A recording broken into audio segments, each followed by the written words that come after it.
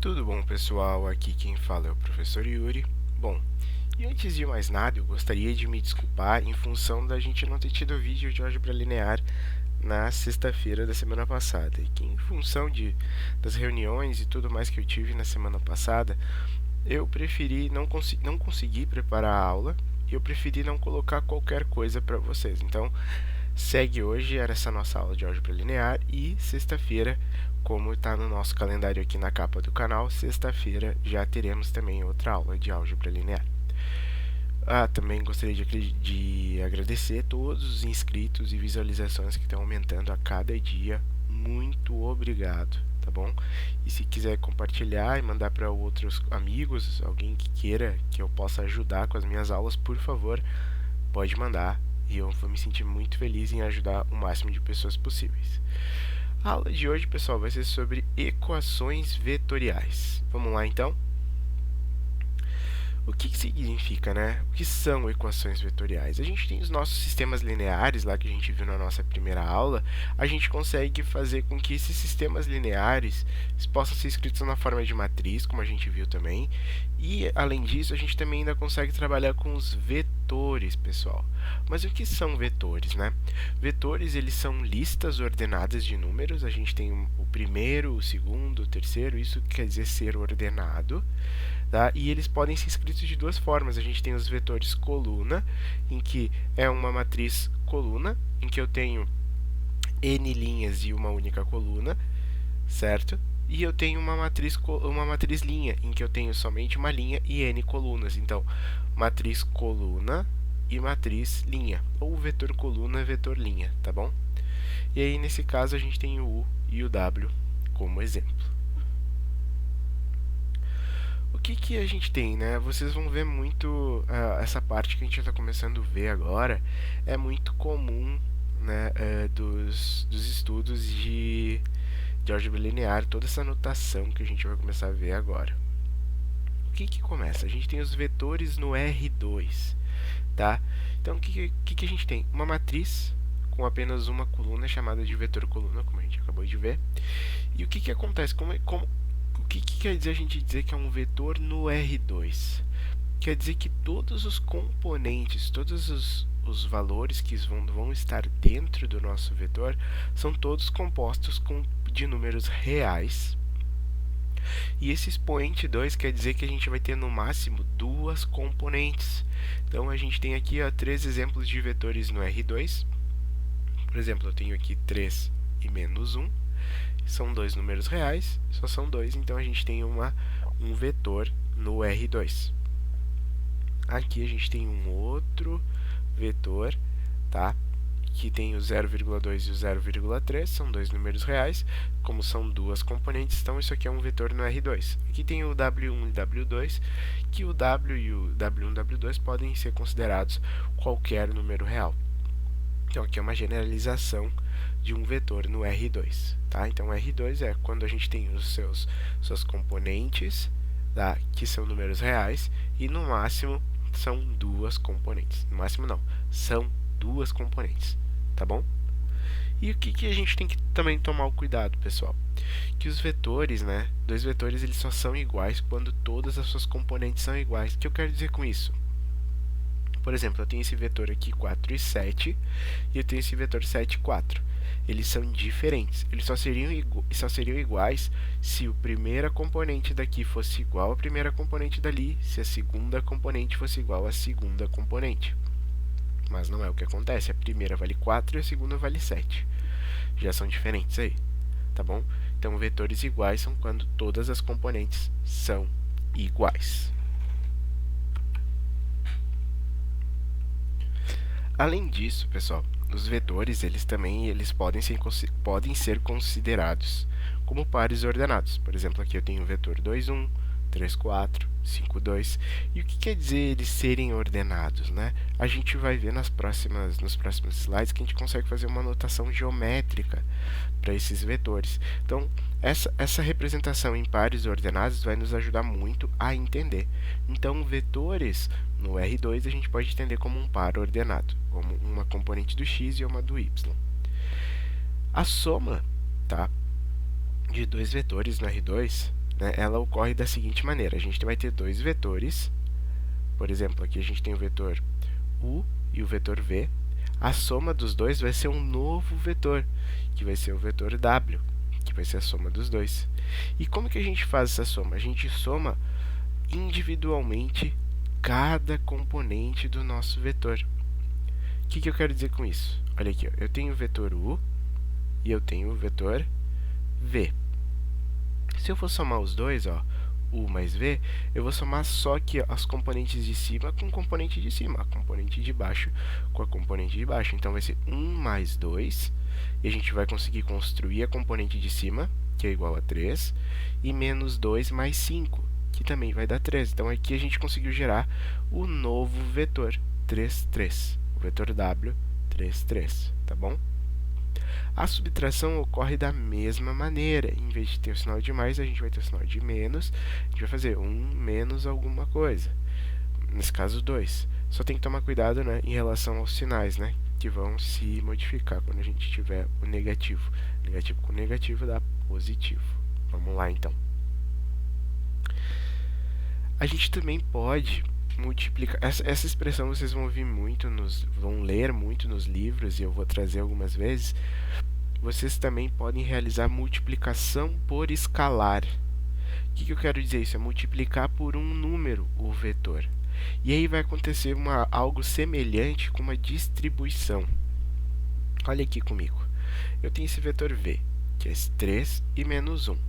Se eu multiplicar ele por 5, eu vou ter que multiplicar todas as componentes dele por 5. É como se eu estivesse fazendo uma distribuição, ó, 5 e 5.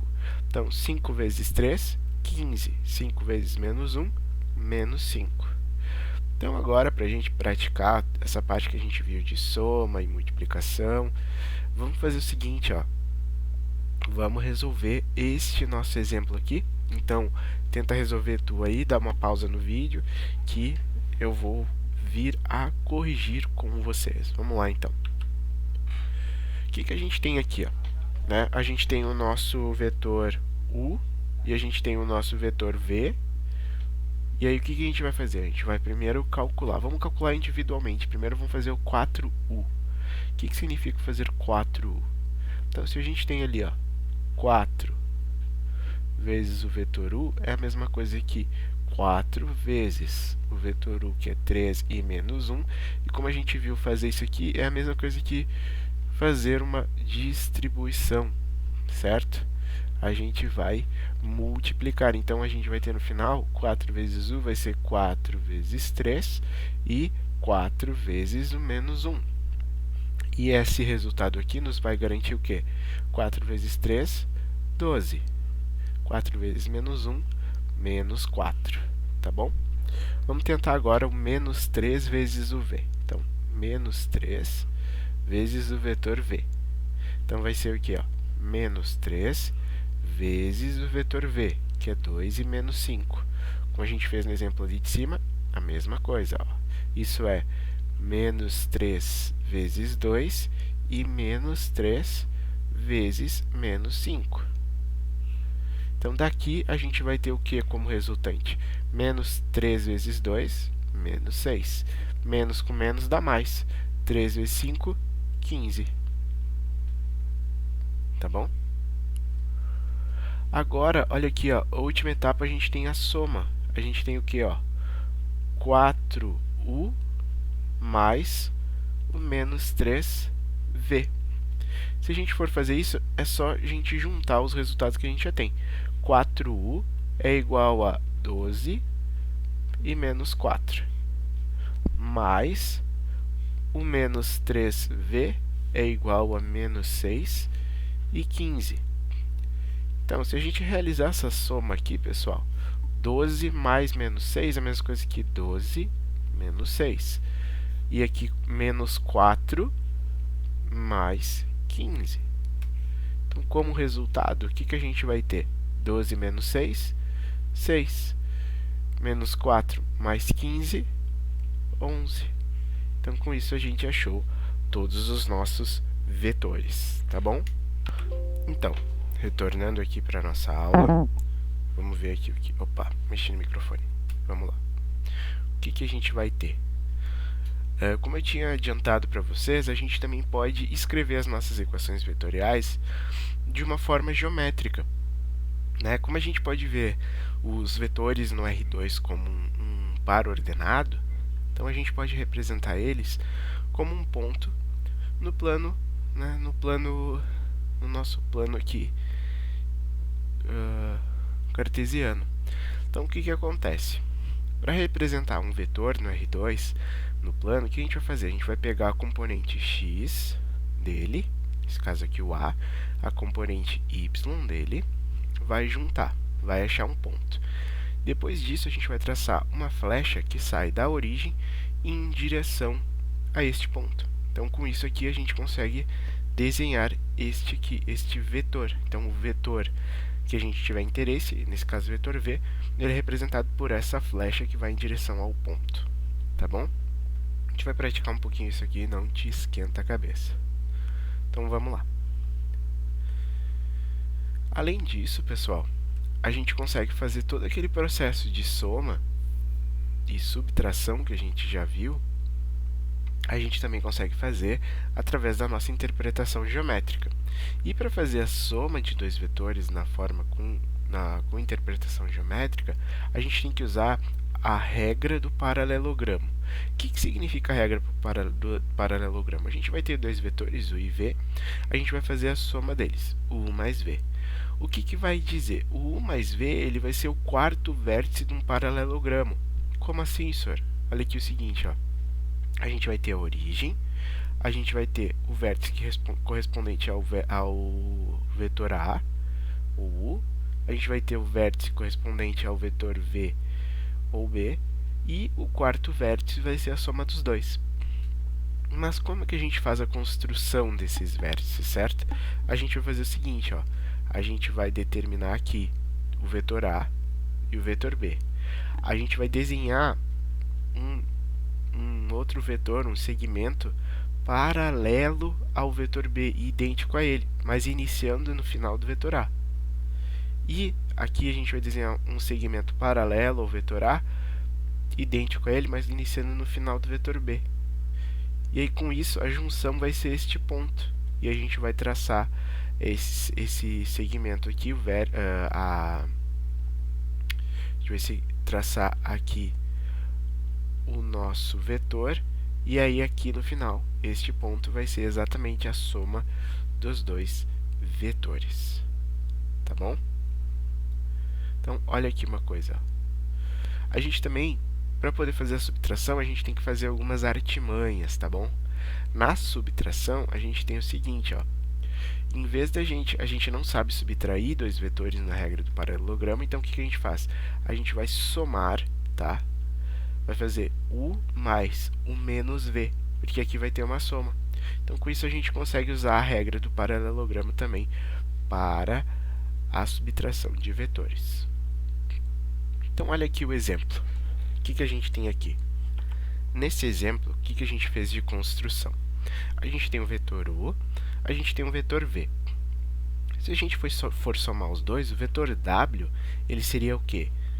A gente vai ter u mais v, então seria menos 4 no x, e seria 3 no y. Então, seria exatamente este ponto aqui. Até aí, tudo bem, a gente traçaria esse vetor e descobriria que esse é o vetor w, que é o u mais v. Mas se a gente só tivesse interpretação geométrica, o que a gente teria? Ah, pessoal, formamos o nosso paralelogramo aqui. O que a gente vai fazer agora?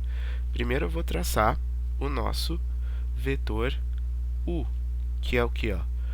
2 é este ponto aqui e 2 é este ponto.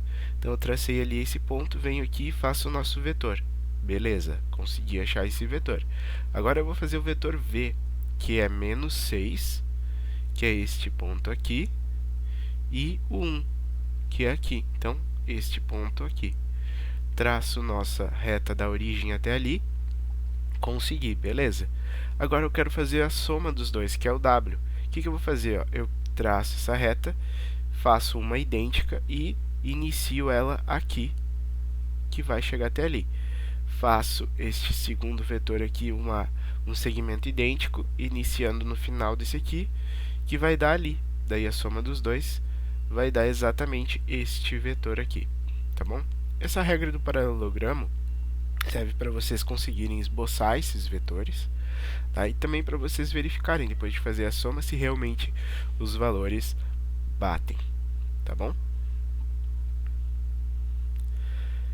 E aí agora a gente começa a entrar. Já que a gente viu vetores no R2, existe também os vetores no R3. Só que no R3 a gente tem que tomar um cuidado, porque agora a gente tem 3 componentes. Então, os nossos vetores vão acabar indo para um plano tridimensional. Então, os vetores no R3, né, são matrizes, que nem a gente tinha no R2, em que a gente tem 3 componentes. E as 3 componentes são componentes reais, são números reais, e a gente vai ter 3. Então, geometricamente, né, eles são caracterizados no plano tridimensional, como a gente já falou. Então, por exemplo, aqui, ó, eu vou ter o vetor 2, 3, 4. E 2A, as regras que a gente teve para os vetores no R2 também vale para os vetores no R3. Então, essa representação aqui é do vetor A. O que eu quero dizer? Ó? Eu vou ter em um ponto, ó, do nosso plano x, y e z, a gente vai ter o 2, a gente vai ter o 3. Com isso, eu consigo formar este paralelogramo aqui embaixo. Desculpa, eu consigo formar esse retângulo, né? E aí, o que vai ser? A partir dele, eu subo até o meu z igual a 4. Então, eu sei que a minha altura vai ser 4 e o meu vetor A, ele vai vir da origem até este ponto aqui, que se caracteriza no extremo do nosso retângulo. Então, o meu vetor A é este cara aqui, ó. Agora, se a gente for fazer o 2A, o que vai acontecer? Todos são dobrados, né? Nossos valores são todos o dobro em função desse 2. Então, aqui a gente tem o vetor A. Se vocês verem, ó, esse vetor 2A, essa em verde aqui, o A continua lá dentro. Então, a gente tem na mesma direção um vetor. Só que, olha, o vetor 2A é o dobro dele, ó, é 2 vezes ele. Como é que eu fiz? Ó? Venho no eixo X, marco o valor 4, venho no eixo Y, marco o valor 6, construo este retângulo. E aí, a partir deste ponto, eu subo até o valor 8. Então, eu sei que aqui vai ser o meu vetor 2A, tá bom?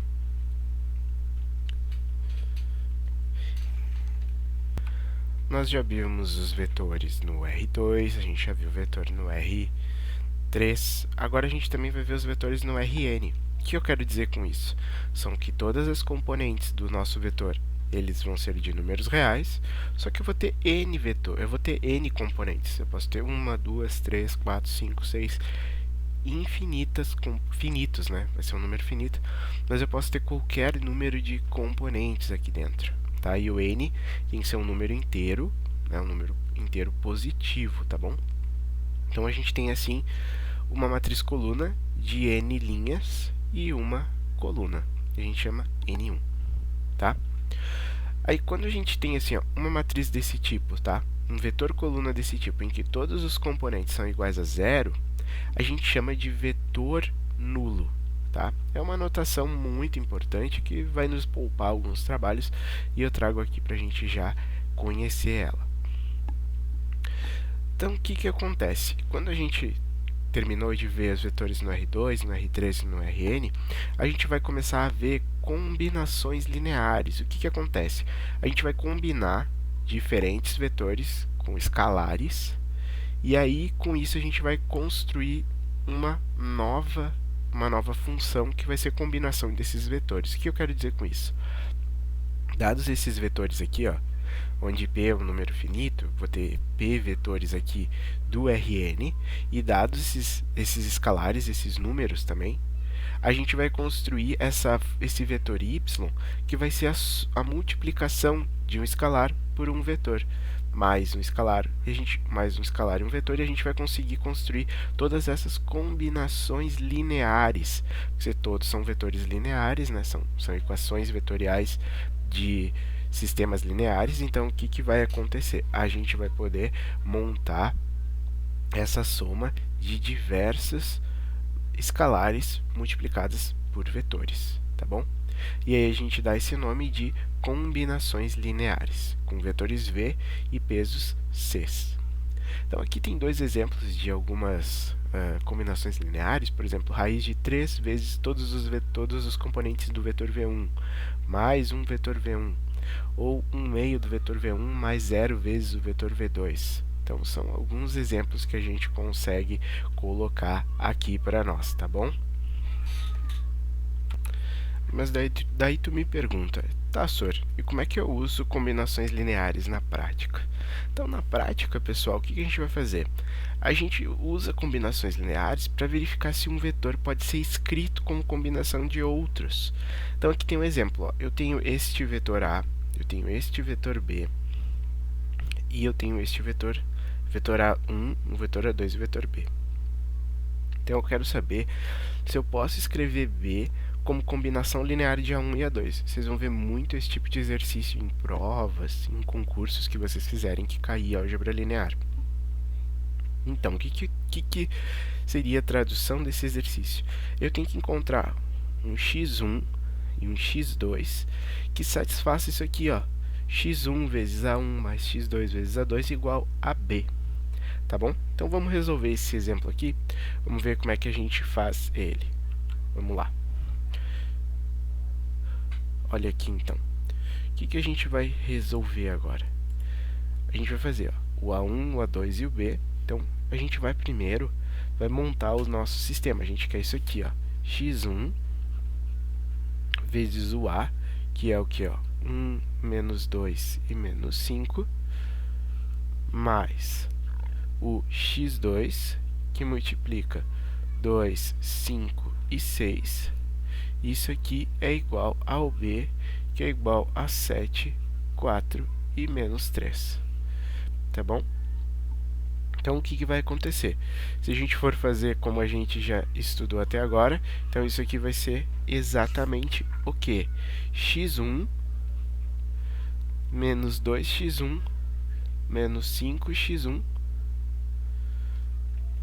mais 2x2, 5x2, 6x2 igual a 7, 4 e menos 3.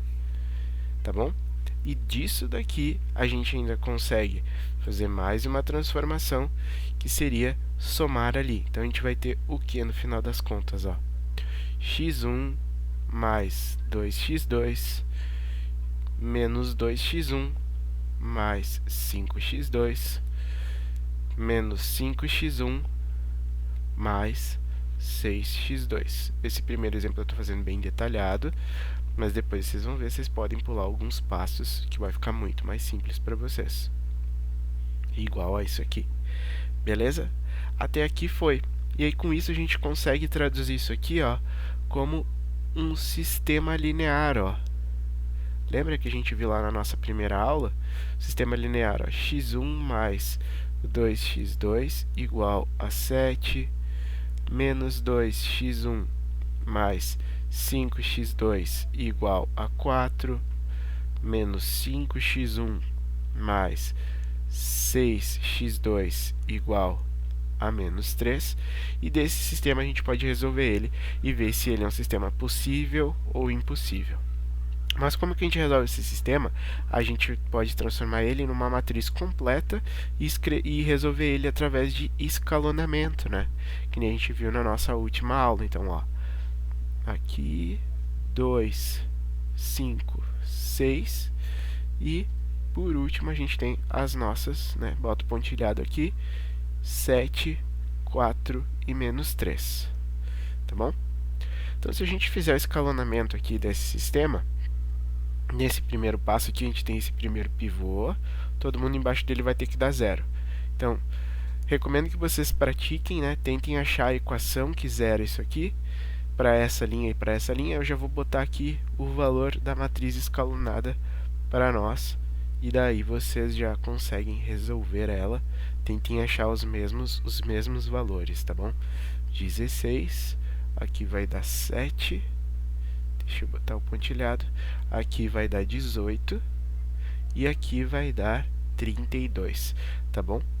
Então, com isso a gente fez o primeiro passo do nosso escalonamento.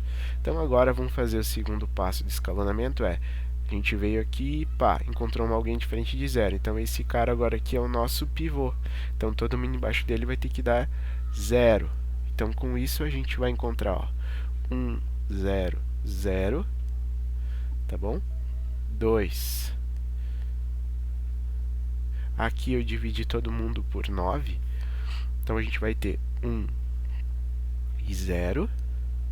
E aí aqui a gente vai ter o quê? 3. Opa, pera aí, só um pouquinho.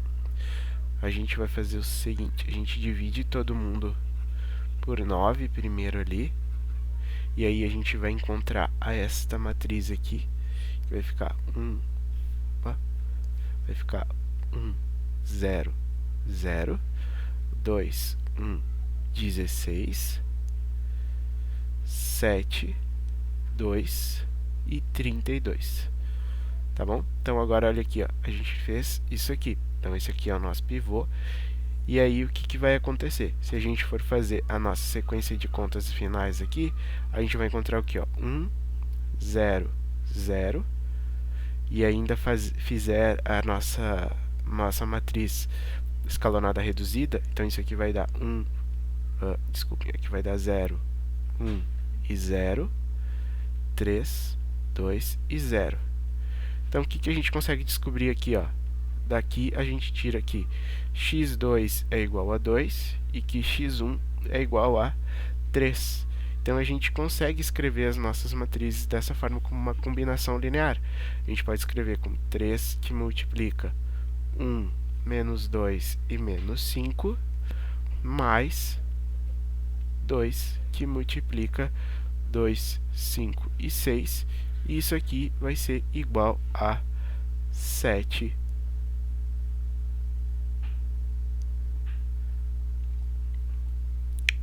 7, 4 e menos 3. Tá bom? Então, vamos seguir.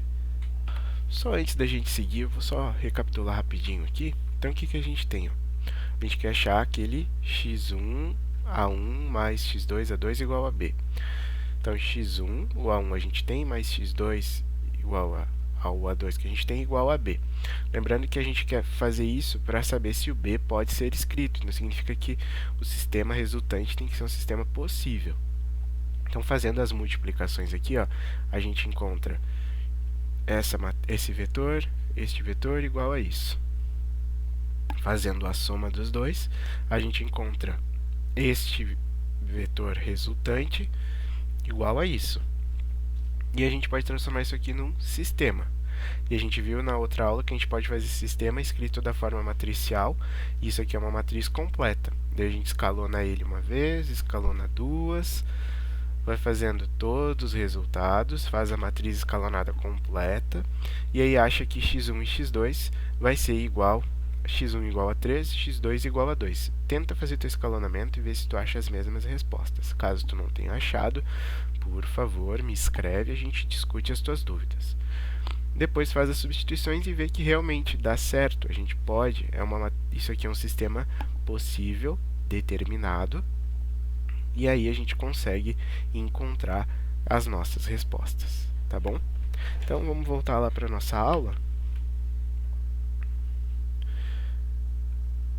Além disso, né, a gente tem a definição do espaço gerado, que a gente chama de SPAN, espaço gerado. Então, o que acontece, né? Ele é presente em muitas aplicações que a gente vai ver daqui para frente, álgebra linear. Então, dado essa sequência de vetores V1, V2, V3 até o VP, que pertence ao Rn, o conjunto de todas as combinações lineares, tá, a gente chama de SPAN de todos os vetores. Então, naquele caso anterior, a gente pode dizer que A1 e A2 pertencem ao SPAN, né, que B pertence ao SPAN de A1 e A2, porque B pertence ao espaço gerado. A gente conseguiu achar uma solução, né? Então, que é o resumo aqui, ó. O espaço gerado é a coleção de todos os vetores que podem ser escritos dessa forma. Então a gente já conseguiu ver que é possível achar um x1 e um x2 de forma que é possível que eles sejam escritos como combinação linear. Então aqui tem um outro exemplo aqui para a gente seguir. Então vamos ver, a gente tem que ver, dado este vetor, o A1, o A2 e o B, e o espaço gerado de A1 e A2, né, é um espaço que passa pelo ponto de origem, no R3, porque a gente tem 3 componentes, a gente tem que saber se B pertence a este espaço gerado, se B pertence ao span de A1 e A2. Então vamos lá resolver.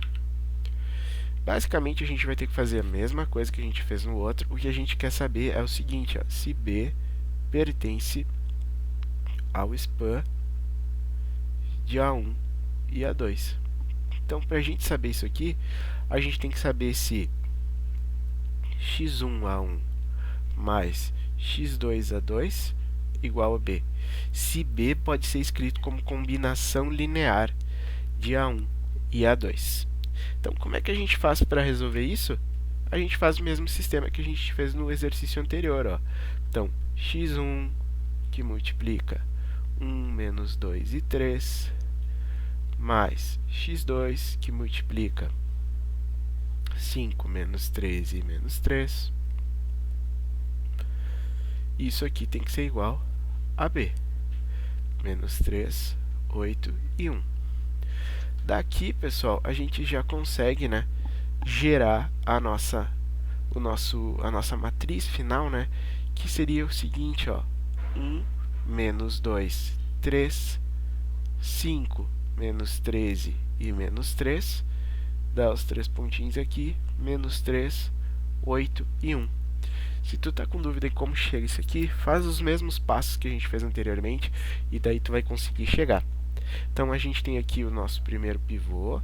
Se a gente fizer a nossa sequência de contas aqui para escalonar, a gente vai encontrar 1, 0, 0, que mais? 5, menos 3 e menos 18, e aqui menos 3, deixa eu botar o pontilhado, 2 e 10.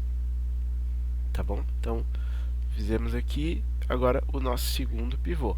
Se a gente fizer essa sequência de contas aqui também, o que a gente vai encontrar? Ó, 1, 0, 0, 5, menos 3 e 0, pontilhado, menos 3, 2 e menos 2. Então, olha aqui uma coisa, ó. O que a gente vai encontrar? Que 0, ó, aqui a gente tem o x2, tá vendo? x2, na nossa última, a gente tem 0 vezes x1 mais 0 vezes x2, isso aqui é igual a menos 2. 0 vezes x1 é 0. Eu estou vendo isso aqui, ó. Isso aqui é essa última linha aqui que eu estou analisando. Mais 0 vezes x2 é 0. Isso é igual a menos 2. 0 mais 0 é 0 igual a menos 2. Isso aqui não pode. Então, o que acontece? A gente viu que esse sistema, a gente não consegue escrever B como uma combinação linear. Então, o que a gente conclui? B não pertence a span de A1 e A2. Então, B não pertence ao espaço gerado entre A1 e A2. Só daria certo se esse menos 2 desse 0. Daí a gente ia achar o valor do x2 e o valor do x1. Tá bom? Então, com isso, a gente concluiu a nossa aula de equações vetoriais. Espero que tu tenha conseguido entender. Se não conseguiu, por favor, me escreve e a gente tenta de novo. Vai ser um prazer te ajudar. Fica bem e tchau!